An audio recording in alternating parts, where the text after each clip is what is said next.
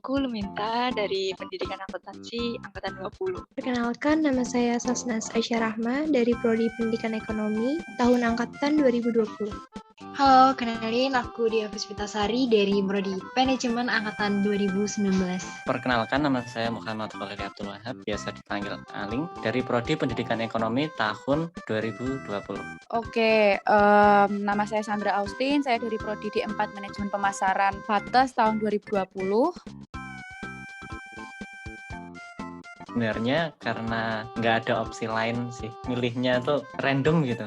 Karena kan nggak keterima SBMPTN terus down kan. Terus hamin seminggu penutupan pendaftaran SM-nya UNY itu, ya udah iseng-iseng masukin aja gitu. Awal-awalnya sih kayaknya expect-nya tuh wah ini pendidikan pasti nanti banyakkan teori gini-gini. Nah, tapi setelah dijalanin tuh malah pendidikan ekonomi tuh luas banget yang dipelajarin. Jadinya happy, terus dosennya juga humble. Asik lah pokoknya. Itu kan manajemen pemasaran kan berarti masuk ke marketing ya kan.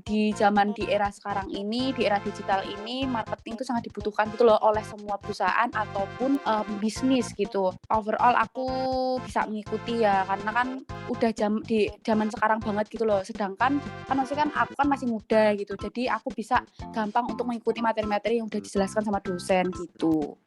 Sebenarnya dulu random aja sih, terus ngelihat peluang masuk di Prodi Pendidikan Ekonomi ini besar. Pendidikan ekonomi ini merupakan prodi yang cukup menyenangkan. Di pendidikan ekonomi ini belajar tentang saham, lalu bisnis, transformasi digital, dan seperti itu mungkin menurut saya itu ilmu yang sangat bermanfaat untuk kedepannya. Karena prospek kerja untuk jurusan manajemen tuh sangat banyak gitu loh. Dan ilmu manajemen juga cakupannya kan luas. Jadi sekaligus pada waktu itu aku berpikir bahwa manajemen itu kan berkaitan sama ilmu mengatur ya. Jadi ya harapannya ketika aku belajar manajemen ini tuh bisa juga diterapin ke diri aku sendiri, terkhusus untuk manajemen diri. Mungkin karena di SMK kan udah akuntansi ya, jadi mau nerusin aja gitu. Dari kecil juga mau jadi guru, insya Allah, amin.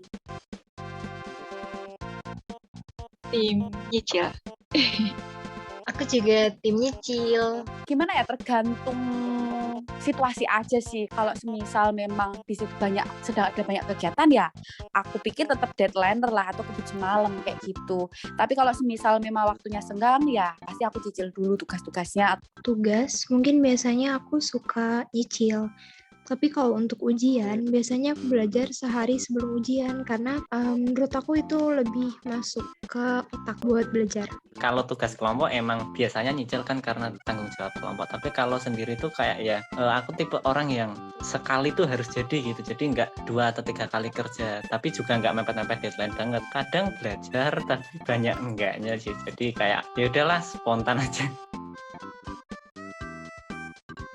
Gimana ya, menurutku kalau kita deadliner itu kayak kreativitasnya tuh tinggi gitu loh, dan kita bisa benar-benar mikir ngerjain tugasnya atau belajarnya tuh kayak benar-benar kayak bisa memahami cepat gitu loh, paham nggak? Terus habis itu langsung bisa menyelesaikan dalam waktu singkat. Minusnya adalah ya mau nggak mau kalau misal kita belum jadi ya kita pasti telat mengumpulkan kayak gitu sih. Kalau nyicil bisa rebahan lebih cepat sama biar nggak keteken kalau misal ada tugas lain di hari yang sama. Tuh mungkin bisa lebih santai, terus juga kita bisa lebih ngerjainnya tuh pokoknya terbaik gitu supaya nilainya juga bagus. Tapi kalau misalnya ujian yang kebut semalam itu kelebihannya masih diingat kayak gitu, jadi nggak gampang lupa. Kalau ngerjain nyicil bisa lebih santai gitu loh, jadi lebih suka nyicil karena kalau misalkan nyicil sambil udah bosen kayak gitu bisa sambil santai-santai dulu terus nanti bisa mulai ngerjain lagi.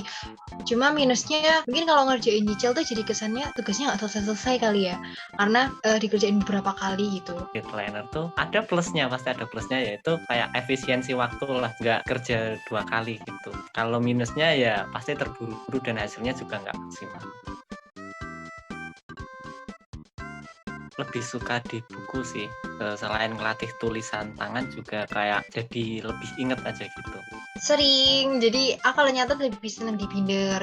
Jadi ketika ada yang nerangin, aku catat poin-poin pentingnya gitu. Biasanya kalau aku nyatet tuh kata warna-warna gitu di stabilo. Jadi ketika nanti mau ujian biasanya tak baca lagi, jadi lebih enak bacanya. Enggak, lebih sering rangkum materi dari semua PPT kelompok, terus dijadiin satu. Habis itu sebelum UAS baru dibaca-baca lagi. Kalau nggak sempet baca, UASnya sebisanya. Itu catatnya tetap di Blender kayak gitu sih, sama buat schedule atau jadwal kayak gitu ya. Aku nyatet di Binder sama di laptop. Soalnya kalau di Binder itu kan aku lebih suka kalau catatannya warna-warni. Terus kalau di Binder jadi lebih rapi kelihatannya. Kalau dari aku lebih ke pengalaman sedih kali ya. Waduh. Karena kalau kuliah online tuh nggak bisa ketemu sama teman-teman. Kita cuma di rumah, natep laptop, terus dengerin dosen, jadi boring banget. Sedihnya ya karena nggak bisa ketemu sama teman-teman. Jadi vibes kuliahnya tuh beda banget, ya nggak sih? Kalau pas kuliah online itu jadi merasa kurang saling menghangatkan aja, karena kan kalau misal online itu kan kita tuh nggak langsung ketemu tatap muka langsung gitu loh, paham nggak sih? Jadi pasti ada gap di antara temen-temen gitu, nggak sepure kalau kita ketemu langsung, kita main bareng dan segala macem, terus kita touching dan segala macem kayak gitu sih. Jadi bondingnya kurang lah, intinya gitu.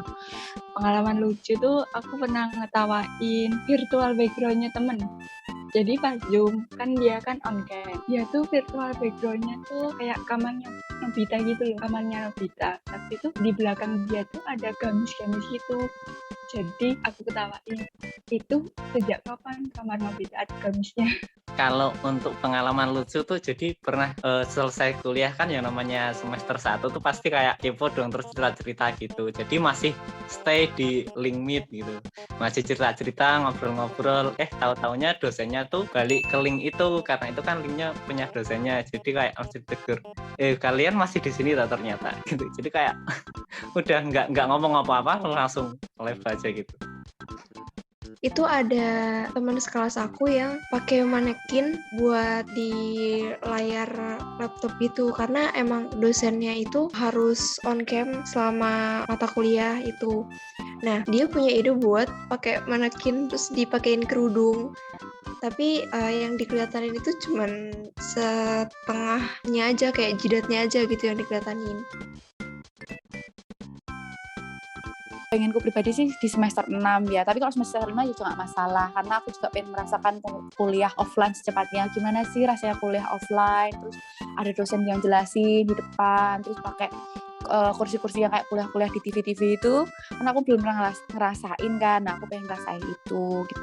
So excited sih yang pasti, nah tapi juga agak khawatir gitu bagi waktunya nanti gimana, kan mungkin karena udah terlalu PW gitu ya, biasanya online, jadi nanti kalau offline tuh kayak harus bangun pagi, mandi pagi, sarapan pagi, apa-apa pagi gitu, jadi harus merasakan budaya baru nggak sih? Perasaannya biasa aja, karena udah semester akhir kan, dan besok Juli itu juga udah mulai KKN, magang gitu. Jadi kayaknya nggak ngaruh deh ke perkuliahan gitu. Karena kan KKN juga di luar kampus, terus magang kan juga di luar kampus. Jadi ya sama aja. Seneng banget sih, cuman ada takutnya juga pas presentasi atau ujian yang dosennya cukup pilar.